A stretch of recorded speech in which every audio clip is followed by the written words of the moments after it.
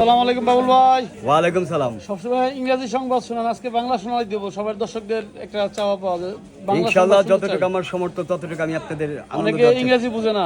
আনন্দ দেওয়ার চেষ্টা করব। হ্যাঁ বলেন। আসসালামু আলাইকুম। তারেক রহমান বলেছিলেন বাংলাদেশে উপজাতির যে কার্যক্রম তারা সফলতা করবেন।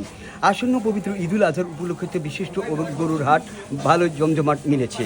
গাবতলী, সায়দাবাদ এবং কমলাপুর অনেক হাট মিলেছে।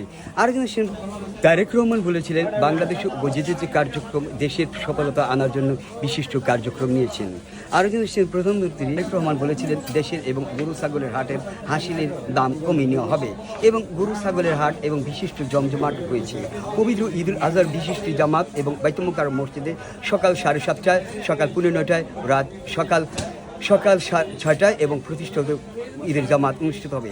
ফরিদপুর এবং সকাল 7:30টায়, সকাল 8টায় এবং সকাল 9টায়। আর খুলনা এবং জামাতের সময়সূচি সকাল 6টায় এবং 6:30টায় এবং 7টায়।